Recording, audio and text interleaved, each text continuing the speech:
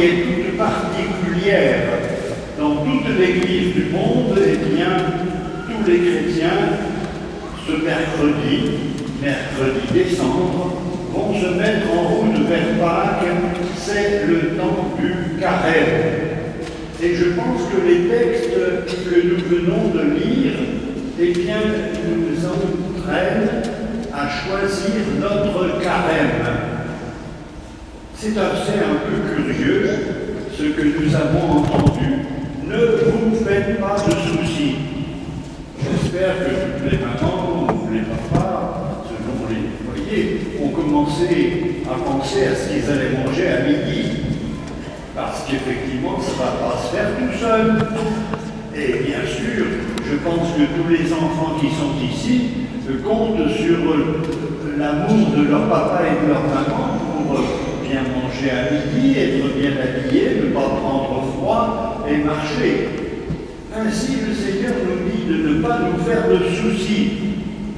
Mais pourtant, dans la deuxième lecture, on a entendu que Saint Paul nous rappeler que nous étions les intendants de la création et que nous avions à nous faire un peu de soucis pour que ça marche dans le monde.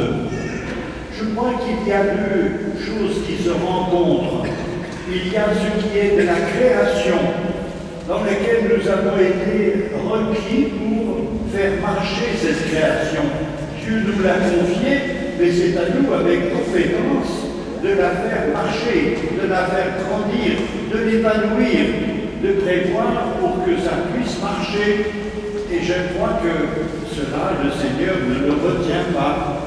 Mais il y a autre chose que le Seigneur annonce, c'est le royaume de Dieu. Le royaume de Dieu et sa justice.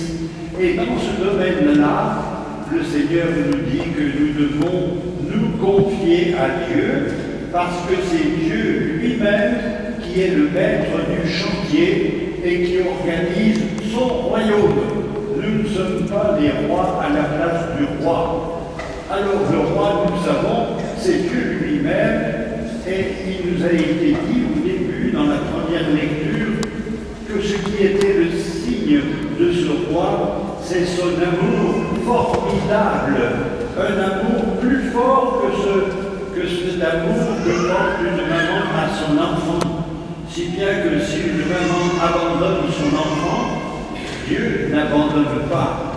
Il arrive de temps en temps qu'on voit dans les annonces qu'effectivement quelqu'un a oublié son bébé dans une voiture et puis est allé faire ses courses.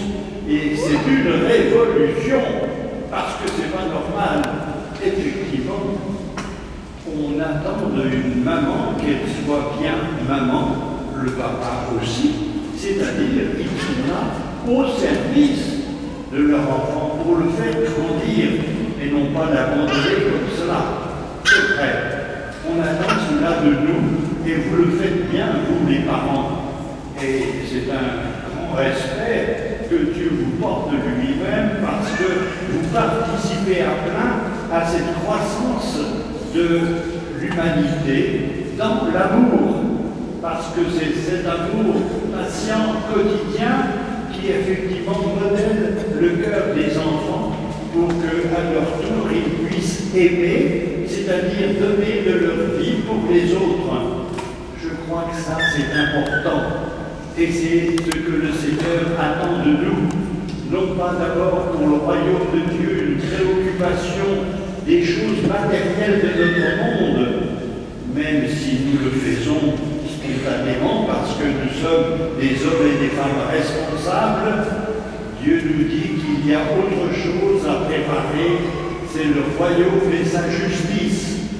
La justice de Dieu, c'est son amour.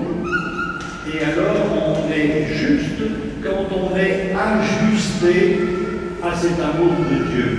Et cet amour de Dieu n'a pas de limite. Et là nous sommes un peu pris de court parce qu'en général, hélas, notre cœur est un peu rétréci. Et effectivement, il n'aime que jusqu'à un certain point.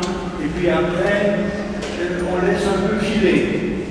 le Seigneur nous dit que notre amour doit être entier pour tous les hommes, parce que tous les hommes sont nos frères, parce que tous les hommes sont épris de l'amour même de Dieu. En chaque être humain, Dieu nous demande de reconnaître sa présence, parce qu'il est Père de tous, et il n'y a personne qui échappe à sa paternité. Et le Seigneur nous demande ainsi de changer notre regard, d'avoir un regard d'amour qui n'a pas de limite comme le sien. Et là, bien sûr, nous sommes invités à grandir en amour. Voilà peut-être de quoi faire notre carême. Pendant ce carême, faire un carême d'amour en essayant de grandir en amour, en extension pour tous les hommes et en profondeur aussi, en aimant les gens parce que nous reconnaissons en eux la présence même de Dieu. Alors nous serons ajustés à l'amour de Dieu. Alors peut-être Dieu écoutera notre prière et Dieu nous fera grandir dans son amour. Amen.